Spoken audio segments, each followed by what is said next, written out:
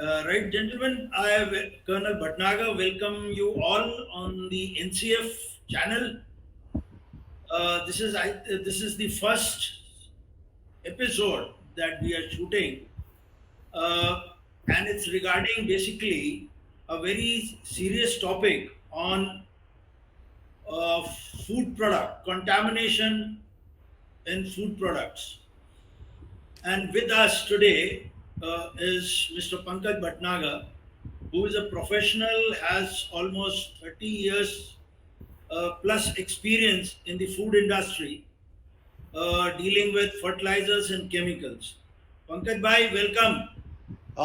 Thank you very much, Nirav bhai, for introduction. Welcome, sir. And with me are Mr. Raghav and Mr. Chetan, who will be questioning you, who will be grilling you and asking you questions. Sure. So, Pankaj Bhai, so we move on to the uh, topic now. The first question is कि food and health matters are of utmost concern to us, and we cannot remain silent about the issue of contamination because it has an impact both on environment as well as health. Now, can you please elaborate this for our audience as to how the contamination adversely impacts both environment as well as health? यार नीरव भाई, मैं थोड़ा Hindi English mix में बात करूंगा हाँ, बिल्कुल बिल्कुल फॉर बिल्कुल जनरल पंकज। ऑडियंस. हाँ हाँ Actually, as we all are aware that food is an important part for our human life, for our living. Yes, sir. Uh, at least minimum three meals required in a day for every person, minimum. So Yes, sir. in three meals, we usually being an Indian and in Indian subcontinent we are living. So our food habits are little bit different, and we usually eat vegetables and pulses more. हम लोग दाल और सब्जी ज़्यादा खाते हैं क्योंकि हमारे यहाँ पे वेजिटेरियन लोगों का काफ़ी बड़ा एक जनसंख्या है जो वेजिटेरियन है. Yes, sir. और वेजिटेरियन होने के नाते हरी सब्जियां और दालें हैं, और हमारे यहाँ चूंकि अनाज खाया जाता है, हम रोटी खाते हैं. And in all this food grains it has been observed since long कि that the residuals of pesticides and chemicals are appearing, and their residual limits are increasing day by day. अब ऐसा क्यों हो रहा है? ऐसा इसलिए हो रहा है कि हमारा population is now 140 crore, nearly around 140 crore. We are having more mouth to feed and the land are shrinking. The cultivable lands are shrinking because cities are expanding. Okay. So lands are shrinking and farmers have no option to increase production through that the piece of land which is with him to feed his family as well as to the national population. So, in view of these circumstances, generally किसान क्या करते हैं, और वो लोग ज़्यादा उत्पादन लेने के लिए इंसेक्टिसाइड्स, पेस्टिसाइड्स एंड फर्टिलाइजर्स का इस्तेमाल करते हैं. फर्टिलाइजर्स तो खैर ज़रूरी होता है खाद के लिए, खेत के लिए. ऑर्गेनिक खेती सब लोग नहीं कर पाते हैं क्योंकि ऑर्गेनिक खेती में भी आउटपुट बहुत कम होता है, लेकिन फर्टिलाइजर्स का लिमिटेड यूज जो तक होना चाहिए कई स्टेट्स में उससे ज़्यादा होता है. लाइक पंजाब है, हरियाणा है, यहाँ पे बहुत ज़्यादा excessive use of fertiliser is happening. Number one. Number two, हमारे यहाँ पे जो वेजिटेबल क्रॉप्स हैं, जो फ्रूट क्रॉप्स हैं, उनको उनके ऊपर इंसेक्ट्स का, पेस्ट का बहुत ज़्यादा अटैक आता है. Okay. Because of the different agroclimatic areas. In sometimes somewhere it is raining, sometime in somewhere it is snow falling, sometimes somewhere in India is summer, still summer. So there is a very different agroclimatic zones in our India. And because of these different agri-climatic zone, different kind of insects and pests attacking the fruit crops, vegetable crops, plus food grain crops like wheat, paddy, or jowar, bajra. In all these crop, insects are attacking. To control these insects and to save his crop, farmer use pesticides, insecticides, and they usually use beyond the level. Okay. जितना चाहिए होता है उससे ज़्यादा का इस्तेमाल वो करते हैं। प्लस हर इंसेक्टिसाइड पेस्टिसाइड जो है उसका एक रेसिडुअल लिमिट होती है, एक उसका रेसिडुअल पीरियड होता है कि जितने पीरियड तक वो एक फ्रूट क्रॉप में, फ्रूट में या फाइनल प्रोड्यूस के अंदर प्रेजेंट रहता है। लेकिन किसान उस चीज़ को ध्यान में नहीं रख करके कि रेसिडुअल पीरियड हम पूरा करने के बाद उनको तोड़ करके सब्जियों को हम मार्केट में लाएं। जनरली ये होता है कि मान लीजिए कल पेस्टिसाइड का स्प्रे किया और आज सब्जी टूट करके बाजार में आ जाती। हाँ जी। So now you can imagine कि व्हाट हैपेंस। अब ऑल दिस केमिकल्स जो हैं, जितने भी केमिकल्स हैं, फर्टिलाइजर्स हैं, इंसेक्टिसाइड्स हैं, पेस्टिसाइड्स हैं, इन सब का रेजिडुअल जो है वो फाइनल प्रोड्यूस में आ जाता है। And when it comes in final produce and then we are consuming it, so it gives great impact on our general health, as well as it gives a great impact on the environment also. Okay. So this is the thing. These residuals of pesticide and fertilizers usually remain in soil also. And when they remain in soil, so what happens? They leached out with water and they leached out to the water resources. Many times you have read in newspaper कि cocoa Cola की कोई factory है या Pepsi की कोई factory है, वहाँ पे उसके अंदर इंसेक्टिसाइड के कंटेंट उसके अंदर बहुत ज़्यादा पाए गए, क्योंकि वो ट्यूबवेल का पानी यूज़ करते हैं जो भी उनका वाटर रिसोर्स है। और रिवर्स है, rivers are getting contaminated, ponds are getting contaminated, our drinking water is getting contaminated because these fertilizers, chemicals and pesticide leached out with water and they mixed with the water resources. Number one. Number two, some of the part of them remain in soil also. When it remains in soil, so what it is doing? It is disturbing the microclimate of soil. Soil have lot of bacteria. Soil have earthworms. Soil have many other insects which help in increasing the fertility of soil. तो वो जो fertility जो soil की हो रही है वो day by day कम होती चली जा रही है, just because of this. And ये देखा जा रहा है कि बहुत सी जमीनें बंजर होने लगी। बंजर होने से मतलब ये कि वहाँ पे अब कुछ ग्रो होना बंद हो गया, उसका सॉइल का पीएच चेंज हो जाता है। तो सॉइल का पीएच चेंज होने की वजह से उसके अंदर उसकी फर्टिलिटी रिड्यूस होती जाती है, धीरे धीरे करके वो बंजर हो जाती है। सॉरी पंकज भाई, जरा एक बार ये एलोबरेट कर दें, ये पीएच वैल्यू जो चेंज हुए एसिडिक वो। हाँ, एक्चुअली जो होता है 7.5 से उसकी सॉइल की जो पीएच वैल्यू होती है वो 6 to 7.5 के आसपास अच्छी मानी जाती है, लेकिन वो इन केमिकल्स की वजह से बढ़ जाती है, तो सॉइल बिकम एसिडिक।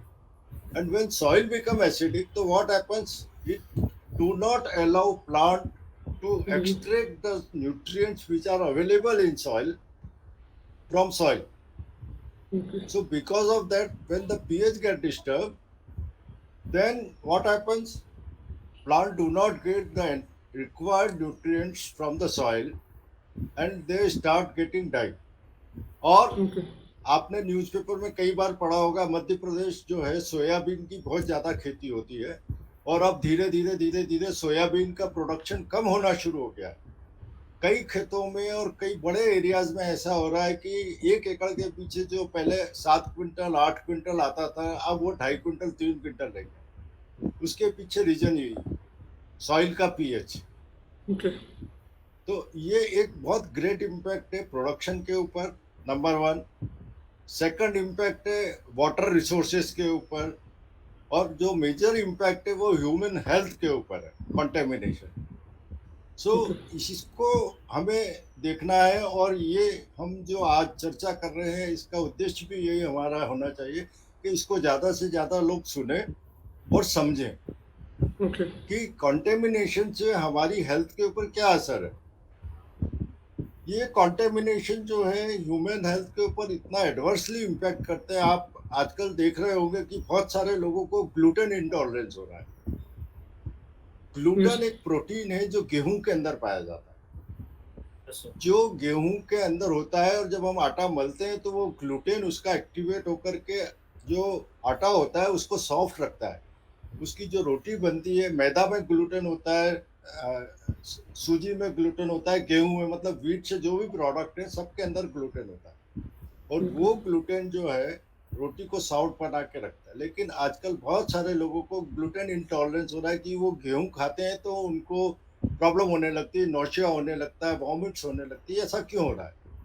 ऐसा इसलिए हो रहा है कि गेहूं के अंदर वीडीसाइड का बहुत ज्यादा मात्रा में प्रयोग किया जाता है। गेहूं के अंदर वीड्स उगते हैं। ओके वीड्स जो है एक तरीके का खरपतवार होता है जो गेहूं को ग्रोथ होने से रोकता है। Whatever the nutrient which is meant for wheat crop, they usually start eating those nutrients, these weeds. So what happens? To control these weeds, farmer use weedicide. Or when the weedicide they use, that weedicide that remain in soil, that remain in final produce in grain as a wheat, and then it is giving this problem health impact. So I think now you can understand कि contamination का हमारे overall ecology पे, हमारे environment पे और human health पे क्या impact है। एक सवाल और है इससे रिलेटेड पंडित भाई जी। कि ऐसा देखने में पढ़ने में आया है कि इंडिया में कैंसर जो है एक बहुत बड़े रूप में फैला है यस। और it is one of the causes for fetal deaths in India. Hmm. तो क्या ये इससे भी रिलेटेड है? कोई ऐसी स्टडी Yes. है जिसमें ये डायरेक्ट लिंक एस्टैब्लिश होता है? Yes, absolutely. इसके ऊपर कुछ स्टडीज हैं जिसको मैं अभी तो रेफरेंस नहीं दे पाऊंगा आपको, लेकिन ये पाया गया है कि जो वेजिटेबल्स के अंदर और फ्रूट्स के अंदर जो पेस्टिसाइड के रेजिडुअल्स हैं, वो पेस्टिसाइड के रेजिडुअल्स हमारी गट लाइनिंग को डिस्टर्ब करते हैं। हमारे गट में जाकर के उनको वहाँ पे वो कैंसर सेल्स क्रिएट करते हैं। इसलिए आप देखेंगे कि suddenly without any hereditary history, usually cancer is to be known as a hereditary disease, कि वो हेरिडेटरी होता है। लेकिन without hereditary history cancer are happening, skin cancer, intestinal cancer, pancreatic cancer, breast cancer, all these kinds of cancers are developing. That is because of these pesticide residuals, insecticide residuals in vegetables and fruits, mainly. भाई अब इसी से अगला सवाल आता है। अब Yeah. आपका 30 साल से ऊपर का तजुर्बा है इस फील्ड में, तो सर ऐसा तो हो नहीं सकता ये सब चीजें दी गवर्नमेंट के को नहीं मालूम होंगी। Government must be knowing all this. उसकी एजेंसीज को भी पता होगा कि इन सब से क्या नुकसान हो रहा है। तो why has government not been able to check this? उनका क्या मॉडल है और वो क्यों फेल हुए हैं इसमें? Nirav bhai, this is a very interesting question and topic. या Actually, गवर्नमेंट जो है वाकई में इस चीज को लेकर के शुरू से जानती है। शायद हमारे आम जनता को मालूम नहीं होगा, लेकिन 1955 के अंदर सबसे पहला सेंट्रल गवर्नमेंट ने एक एक्ट बनाया था, prevention of food adulteration, that is called prevention of food adulteration act 1955। तो ऐसा नहीं है, आज़ादी के कुछ साल बाद ही हमारी गवर्नमेंट को लग गया था कि इस तरीके का कुछ फूड एडल्ट्रेशन हमारे यहाँ, क्योंकि उस समय बहुत स्कैर्सिटी थी फूड की, काफ़ी गरीबी थी देश के अंदर, तो गवर्नमेंट ने उस समय ये एक्ट बनाया था। उसके बाद में 2 एक्ट और बने। गवर्नमेंट ने उसके बाद food and safety standard act बनाया 2006, 1955 के बाद 2006 में, और उसके बाद में 2010 में एक एक्ट और बना है, food safety and standard regulation. इन तीनों एक्ट के अंदर इन्होंने एक एजेंसी बना रखी है, food safety and standard authority of India, जिसको हम FSSAI कहते हैं। यस आप कोई भी फूड की आइटम लेंगे उसके ऊपर FSSAI का लेबल आपको मिलेगा, उससे अप्रूवल होना जरूरी है। Anything related with food. अब ये जो FSSAI है, ये इन तीनों रूल्स की, तीनों एक्ट्स की एनफोर्समेंट एजेंसी है, राइट सर? और state wise across the nation इनका पूरा इंफ्रास्ट्रक्चर बना हुआ है, इनकी लेबोरेटरीज है टेस्टिंग के लिए, इनके इंस्पेक्टर्स हैं जो सैंपल ड्रॉ करते हैं और टेस्टिंग के लिए भेजते हैं। अपार्ट फ्रॉम दैट, FSSAI ने एक मैक्सिमम रेजिडुअल लिमिट फाइनलाइज कर रखी है इंसेक्टिसाइड, पेस्टिसाइड्स और केमिकल्स के लिए, फर्टिलाइजर्स। जो मैक्सिमम रेजिडुअल लिमिट है, वो मैक्सिमम रेजिडुअल लिमिट वेजिटेबल से लेकर के ग्रेन, सीरियल, हर चीज के लिए पूरी डिटेल्ड, आप उनकी वेबसाइट पे जाएंगे तो आपको MRL की लिंक मिलेगी, आप वहां से उसको डाउनलोड कर सकते हो PDF फाइल को। वो MRL जो है, मतलब मैक्सिमम रेजिडुअल लिमिट उन्होंने फिक्स की हुई है कि किसी भी चीज के अंदर इससे ज्यादा रेसिडुअल्स नहीं होना चाहिए। वो एक साइंटिफिक कमेटी FSSAI ने अपॉइंट करी थी, उन्होंने पूरी स्टडी करके, रिसर्च करके कि कितने लेवल तक वो ह्यूमन हेल्थ के लिए हार्मफुल है पेस्टिसाइड के रेजिडुअल्स, वो डिसाइड करके उन्होंने एक अपर लिमिट उन्होंने फिक्स कर दी कि भाई किसी भी फूड प्रोडक्ट के अंदर इससे ज़्यादा रेजिडुअल्स नहीं होना चाहिए। But what is happening? Do these agencies are working?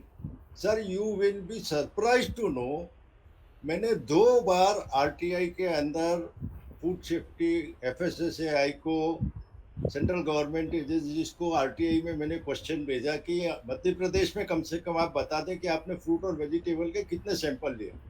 एक बार मैंने भी भेजा है, एक बार आपने भी भेजा, but unfortunately they were not able to give a single number to us, not a single. अब FSSAI का एक्ट कहाँ आ गया? FSSAI की जो इंस्पेक्टर है उनका रोल ये है, मिठाई की दुकान पे जाते हैं, मिठाई का सैंपल लेना, मावे का सैंपल लेना, किराने की दुकान से दाल का सैंपल लेना, चावल का सैंपल लेना, दैट्स इट। पेस्टिसाइड के लिए वो कोई वेजिटेबल का सैंपल नहीं लेते कि सब्जी मंडी से जाकर के आप वेजिटेबल के सैंपल लें, या किसान के खेत में जाके आप वेजिटेबल के सैंपल लें, या फ्रूट्स के सैंपल। आप देखिए, एप्पल्स हैं, जो फ्रूट्स हम रॉ खाते हैं, हम अनार खाते हैं रॉ, हम अंगूर रॉ खाते हैं, जामुन हम रॉ खाते हैं, almost all fruits we are eating raw, हम उसको कुक नहीं करते। Yes. और वेजिटेबल्स में भी बहुत सारी वेजिटेबल्स ऐसी हैं जिनको हम रॉ खाते हैं, लाइक आपका कुकम्बर है, खीरा है, ककड़ी है, उसके अलावा पालक कई बार हम लोग रॉ खाते हैं, टमाटर हम लोग रॉ खाते हैं, कैरेट, मूली, बराबर है। तो ये जो रॉ वेजिटेबल्स हैं और इनके अंदर पेस्टिसाइड, हर बार आप कभी भी टेस्ट करोगे, it is beyond MRL, way beyond MRL। Okay. तो ये चीज को टेस्ट करने के लिए गवर्नमेंट एजेंसी कुछ नहीं कर रही सर। उनको वेजिटेबल्स और इसके ऊपर जो फोकस करना चाहिए, उसके अलावा वो मिठाई की दुकान पे जाते हैं, दूध के सैंपल लेंगे, मिठाई के सैंपल लेंगे, मावे के सैंपल लेंगे, बस, इससे आगे कुछ नहीं। Okay. ऐसा नहीं कि गवर्नमेंट करना नहीं चाहती सर, गवर्नमेंट करना चाहती है, लेकिन वो उसको प्रॉपरली इम्प्लीमेंट नहीं करे। एक्ट बनाने से कुछ नहीं होता, एक्ट को इम्प्लीमेंट करना पड़ता है, और एक्ट को इम्प्लीमेंट करने के लिए उन्होंने एजेंसी भी बनाई है जो उसका इन्फोर्समेंट, लेकिन वो एजेंसी बराबर काम नहीं करती। तो सर ये लेबर इंस्पेक्टरों को मतलब किसी ने तो बोला होगा भाई कि सॉरी फूड इंस्पेक्टर को किसी ने तो बोला होगा कि भाई आप जाके वेजिटेबल का ही आप सैंपल लो, तो वो लोग जाते नहीं हैं, या फिर मतलब ये कहाँ पे अड़चन इश्यूज कहाँ पे आ रहे हैं मतलब इस चीज़ में? एक्चुअल इश्यूज तो ये मुझे नहीं मालूम कहाँ पे आ रहे हैं, टू बी वेरी फ्रैंक। लेकिन अगर वो आरटीआई में इस चीज का डाटा नहीं दे पा रहा कि उन्होंने पिछले 1 साल के अंदर या पिछले 5 साल के अंदर उन्होंने कितने फ्रूट्स और कितने वेजिटेबल्स के सैंपल लिए और टेस्ट किए और उस पर क्या एक्शन लिया, तो इसका मतलब ये कि उन लोगों ने कोई सैंपल लिया। राइट। मेन इशू इनका मॉडल में प्रॉब्लम है कि जैसे अब आपने बोला पंकज भाई कि हम बहुत सारी सब्जियां रॉ खाते हैं, लेकिन ये लोग सैंपलिंग कर रहे हैं, सैंपल ले रहे हैं रिटेल से। हम्म प्रोसेस्ड हो जा रहा है। हो रहा प्रोडक्ट हो रहा मैन्युफैक्चर हो रहा है, वहां से नहीं ले रहे, जो रिटेल पे आ गया वहां से ले रहे हैं। तो क्या ये मॉडल की प्रॉब्लम है या इनके लैब्स इनका बहुत कम है, वो इतना बर्डन उठा नहीं सकती? मेरा ख्याल से इसका सबका मिक्स होगा ये। सर उसमें ऐसा है, एफएसएसएआई की जो खुद की लैब्स हैं वो तो हैं ही, उसके अलावा इन्होंने प्राइवेट लेबोरेटरीज को भी अथोराइज किया हुआ है, जहाँ पे जैसे इंदौर में चौकसे एनालिटिकल है, वो एफएसएसएआई की अथोराइज लेबोरेटरी है कि वहाँ पे वो सैंपल टेस्ट करवा सकते हैं। ठीक है सर। अब प्रॉब्लम ये है कि एक बेसिक उनके साथ ये प्रॉब्लम जो मुझे लगती है वो ये हो सकती है कि हमारा जोग्राफिकली एरिया इतना बड़ा है इंडिया का, और इतने डिफरेंट रीजन्स हैं कि हर जगह उनके लिए ये शायद ये संभव नहीं हो सकता कि वो किसान के खेत में जाकर सैंपल, राइट सर। लेकिन एटलीस्ट जहाँ पे मंडी के अंदर जहाँ सब्जियां आती हैं, होलसेल मार्केट जो है, वहां पे जाकर के वो उसको सिलेक्ट कर सकते हैं और उनको टेस्ट करने के बाद में फिर उनको रिजेक्ट कर सकते हैं। अब ये सिस्टम यूरोपियन कंट्रीज में, फॉरेन कंट्रीज में है। वो जो भी चीज इंपोर्ट करते हैं या जो भी वहाँ प्रोड्यूस होती है वो टेस्ट होती है, लेबल होती है, उस पर स्टाम्प लगता है, उस पर सोर्स आता है कि कहाँ से सोर्स हुई है, ट्रेस कर सकते हो आप ट्रेस कर सकते हो। हमारे यहाँ ऐसा कोई सिस्टम नहीं, हमारे यहाँ सिर्फ जो पैकेज फूड प्रोडक्ट है वो उसके ऊपर सोर्स है। बाकी जो लूज जो हम वेजिटेबल्स खरीदते हैं या फ्रूट्स खरीदते हैं उसके ऊपर कोई सोर्स नहीं है कि ये सेब आपने खरीदा, ये कहाँ से चला है, यहाँ कब आया है, कितने दिन से कोल्ड स्टोरेज में रखा था, हमको कुछ मालूम नहीं होता। और ये सारी चीजें गवर्नमेंट एजेंसी ही कर सकती है सर, आम आदमी नहीं कर सकता, क्योंकि ये सब ट्रैक करने के लिए, इसका इंफ्रास्ट्रक्चर डेवलप करने के लिए, सिस्टम बनाने के लिए इनको एक डेवलप करना पड़ेगा। Yes sir. I finished. आप लोगों ठीक का है। कोई क्वेश्चन हो राघव? सर एक सर मेरा एक सवाल था कि जो हमारे जो फूड मटेरियल्स हैं उसमें ऐसे मतलब ऐसे कौन से फूड मटेरियल्स हैं जो कि ज़्यादा मतलब कि मतलब कंटेमिनेट हो सकते हैं, हाईली जो ससेप्टिबल है कि भाई ये ज़्यादा कंटेमिनेट हो सकता है, ये थोड़ा कम हो सकता है। तो सर उसी के लिए जो आम आदमी के पास जब जो चीज़ आ रही है तो वो क्या थोड़ा अपना स्टेप उठा सकता है उसके लिए कि वो उसको फिनिश कर पाए? जरूर जरूर जरूर राघव भाई। राघव भाई, जो मोस्ट कॉन्टेमिनेटेड फूड मटेरियल जो हम लोग डेली कंजम्पशन में लेते हैं वो वेजिटेबल्स और फ्रूट्स। ओके। वेजिटेबल्स में भी एक्चुअली जैसे आप हमारे घर में प्रैक्टिस है कि उनको धो करके पकाया जाता है। Yes sir. Yes sir. तो ये मतलब प्रूवन फैक्ट है कि जब हम वेजिटेबल्स को पकाते हैं तो उसका जो कंटेमिनेशन है ऑलमोस्ट 75% टू 80% खत्म हो जाता है ओके। पकाने में, कुक्ड वेजिटेबल में। ओके। लेकिन जो वेजिटेबल्स हम रॉ खा रहे हैं या जो फ्रूट्स हम रॉ खा रहे हैं उनको हमें ट्रीट करना बहुत जरूरी है। उनका कंटेमिनेशन लेवल रिड्यूस करने के लिए सबसे आसान तरीका ये है कि सोडियम बाइकार्बोनेट जो खाने का सोडा होता है, यस सर। उसको 2 लीटर पानी के अंदर आप 1 टीस्पून फुल खाने का सोडा मिलाइए 1 लीटर पानी के अंदर, और उसको उसके अंदर डुबो के रखिए। ओके।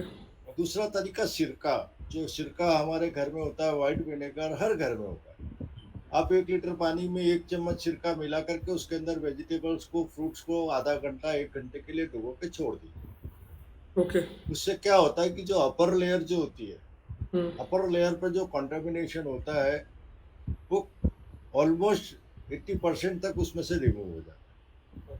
और फूड ग्रेन्स के अंदर जो कंटामिनेशन है, अब जैसे गेहूं में जो कंटामिनेशन है, हम्म। गेहूं में अगर वो वीडिसाइड के रेसिडुअल्स हैं तो वो वेजिसाइड के रेसिडुअल्स उसके एम्ब्रियो तक पहुंच जाते हैं गेहूं ओके। के। जब हम उसको क्रश करते हैं, आटा बनाते हैं, तो वो रेसिडुअल्स आटे के अंदर भी चले जाते हैं। अब जब आप उसको कुक भी कर रहे हैं तो कुक करने में भी वो 70% 80% उसमें से रेसिडुअल्स जाते हैं, लेकिन फिर भी वो रह जाते हैं। चावल है, हम लोगों के यहाँ चावल पकाने का तरीका, हम उसको उबाल के बनाते हैं या प्रेशर कुकर में बनाते हैं, तो उससे काफ़ी कंटामिनेशन कम हो जाता है। लेकिन सबसे ज़्यादा सीरियस जो चीज़ है वो वेजिटेबल्स और फ्रूट्स है। वेजिटेबल्स में भी सबसे ज़्यादा कंटेमिनेटेड जो होती है पत्ता गोभी, फूल गोभी, भिंडी, बैंगन, हम्म। टमाटर, हरी मिर्च, हरा धनिया, ये सारी चीज़ों के ऊपर पेस्टिसाइड का, पालक है जो लीफी वेजिटेबल्स हैं, यस सर। इन सब के ऊपर पेस्टिसाइड का भरपूर इस्तेमाल होता है, क्योंकि इनके अंदर लीफ ईटिंग इंसेक्ट्स आते हैं। बैंगन के ओके। अंदर एक फ्रूट बोरर इंसेक्ट आता है जो बैंगन को अंदर, कई बार आप देखते होंगे बैंगन काटते तो अंदर से कीड़ा निकलता है। यस। तो वो जो कीड़ा निकलता है वो फ्रूट बोरर होता है, जो इसके अंदर, उसको कंट्रोल करने के लिए किसान अंधाधुंध पेस्टिसाइड का इस्तेमाल। ओके। तो ये वेजिटेबल्स सबसे ज़्यादा कंटेमिनेटेड है। और फ्रूट्स तो अब जैसे अंगूर आप खा रहे हैं, हम देखते हैं कि बहुत लंबा अंगूर है, बहुत अच्छा अंगूर है। शायद आपको मालूम नहीं होगा कि नेचुरली अंगूर इतना लंबा होता ही नहीं, वो गोल ही होता है। ओके। लेकिन उसके ऊपर जिब्बेरेलिक एसिड करके एक ग्रोथ हार्मोन होता है जिसको स्प्रे किया जाता है, जिसकी वजह से अंगूर सीडलेस हो जाता है और उसकी लेंथ बढ़ जाती है।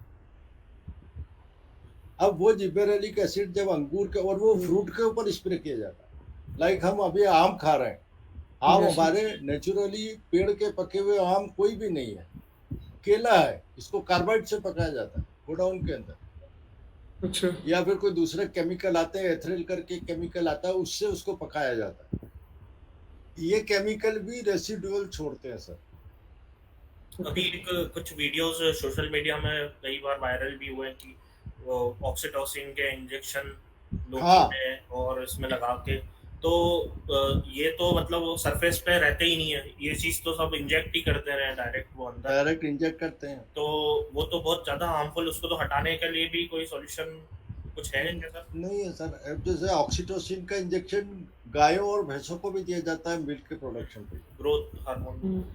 वो दूध निकालने के लिए कि भैंस ज्यादा दूध दे तो ऑक्सीटोसिन, तो वो मिल्क में भी उसका रेसिडुअल इफेक्ट आता है। इसीलिए बहुत से लोगों ने मिल्क की एलर्जी हो गई, बहुत से लोगों को दूध पीना छोड़ दिया। जी जी।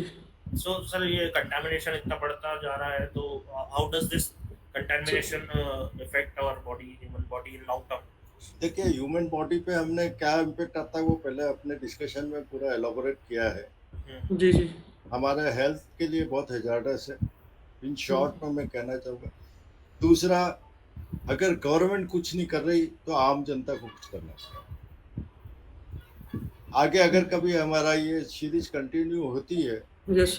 तो मैंने इसके लिए एक बहुत बढ़िया मॉडल बना रखा है, जो जिसको अगर गवर्नमेंट इम्प्लीमेंट करे, हम तो इम्प्लीमेंट नहीं कर सकते, आम जनता इम्प्लीमेंट नहीं कर सकती, उस मॉडल को सिर्फ गवर्नमेंट इम्प्लीमेंट कर सकती है। अगर उस मॉडल को गवर्नमेंट इम्प्लीमेंट करे तो आई एम श्योर कि काफ़ी हद तक हमारा वेजिटेबल्स में, फ्रूट्स में से कंटामिनेशन कंट्रोल हो सकता है, प्लस उसकी लेबलिंग हो सकती है। You can trace the source कि ये कहाँ से आया है। Yes sir. और सर अगर उसकी लेबलिंग होगी, सब ट्रेसिंग होगी, तो अपने आप लोग बाग रूल फॉलो करना चालू कर देंगे। Yes yes don't have to tell them to follow. Yes, exactly exactly. अभी पंकज भाई, thank you very much for enlightening us और मेरे को पूरा यकीन है कि हम सब तो डर ही गए, बाकी लोग भी सुन के डर गए होंगे कि भाई क्या खाएं और क्या ना खाएं। तो Yes. सबसे पहला तो यह है कि सेल्फ हेल्प, अपना खुद का ख्याल रखना, क्योंकि सरकार तो जैसा चल रही है वैसे ही अभी काम कर रही है। Till the time next time when we set we will discuss that model, Pankaj भाई, Yes, sir. we will surely discuss that model and try our best to reach out to the concerned department जिससे कि ये model वहां जाए। लेकिन तब तक के लिए हमारे जो दर्शक हैं उनके लिए जरूरी है कि वो खाने वाले सोडे में जो है तो पानी में डाल के थोड़ा सब्जी को धो लें और या सिरके में उसको धो लें, और Yes, sir. लंबे वाले अंगूर ना खाएं। ओके पंकज भाई, thank you everyone. Thank you so very much. Niraj. Thank you. Thank you very much. Namaste. नमस्कार.